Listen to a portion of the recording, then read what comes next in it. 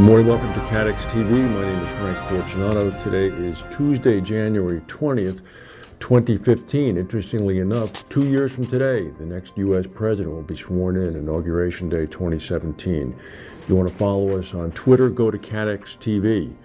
The Australian insurer QBE is going to sell its North American agency business to Allianz Insurance Services for about $300 million. It's going to include $217 million up front.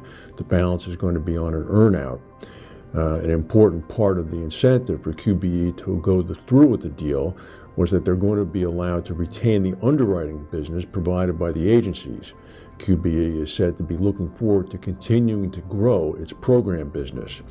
The North American business became unprofitable after Hurricane Sandy and drought claims, as well as subsequent to being involved in some questions about forced place insurance taken out by financiers but ultimately charged to homeowners. The Islamic State has threatened to kill 2 Japanese hostages unless they receive $200 million in 72 hours. The backdrop was very familiar. The same terrorist with the British accent threatened the both men who were wearing orange jumpsuits. Japanese Prime Minister Abe, who was on a 6-day visit to the Middle East, said this is unforgivable, and it's a top priority of the Japanese government to save their lives. So I don't know whether that means they're going to pay the ransom or not, but it's possible that they may. Meanwhile, speaking of ISIS that has run roughshod over unarmed civilians, they had a little bit of an encounter with a Western military. Canadian Special Forces clashed with ISIS in Iraq over this past week. News has begun to come out. The Canadians came under mortar and machine gun fire while training Iraqi troops near the front lines and shot back, killing all of the ISIS fighters. The general in charge of the Canadian staff said that the Canadians used sniper fire to neutralize the threats and there were no Canadian casualties. Privately owned insurance broker Cooper Gay in London has begun a series of cost-cutting steps that's going to reduce the number of senior staff. It's trying to reverse a drop in profitability. John Flanagan, the chief administrative officer and one of the board members, has left. Also, the head of IT has left, Brent Kruger, and the head of mergers and acquisition, Oliver Homer. The head of HR, Human Resources, Stuart Boyne, had to terminate himself. He's gone. The reporting lines for the businesses have also been reorganized. Sean Hooper and Tom Ruggieri have now assumed more direct control over the operations. Both will continue to report to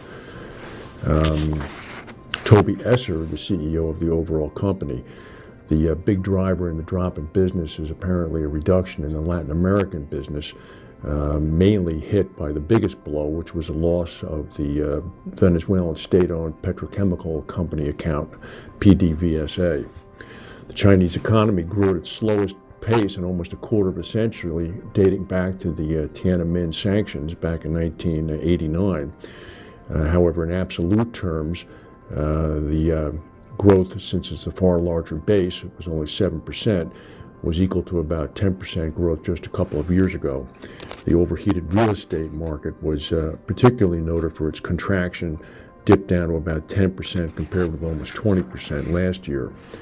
Tonight, President Obama makes his State of the Union address, and one of the things he's going to talk about is taxes. He's going to triple child care tax credits for children. He's going to propose a $500 tax credit for married couples who are both working. But the real big banana of interest is what he wants to do on upper income taxpayers. Republicans want to lower or even eliminate taxes on capital gains. He's proposing to raise them. And he's also going much further. He's talking about going after the step-up in basis rule, which allows gains on inherited property to go untaxed regardless of the amount. Of course, they both have to get through Congress, which is obviously no slam dunk, as they're both controlled by Republicans. Meanwhile, simultaneously in Davos at the World Economic Forum, the anti-poverty charity released a report saying that the wealthiest 1% will soon own more than the rest of the world's population.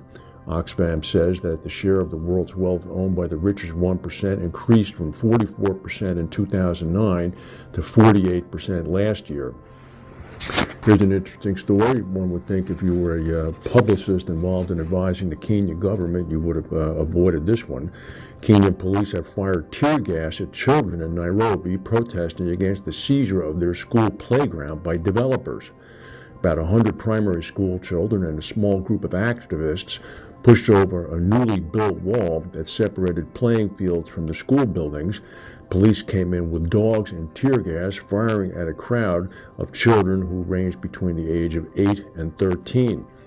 A senior police official said that the officers had been deployed to, quote, safeguard the property, which was a barren, naked field, adding that the children had thrown rocks at his police officers. This is disputed land, he continued, but they should not use the children. Very interesting. That's the news for today. If we have any breaking news, we'll come back and tell you. Thanks for watching, and we'll see you tomorrow.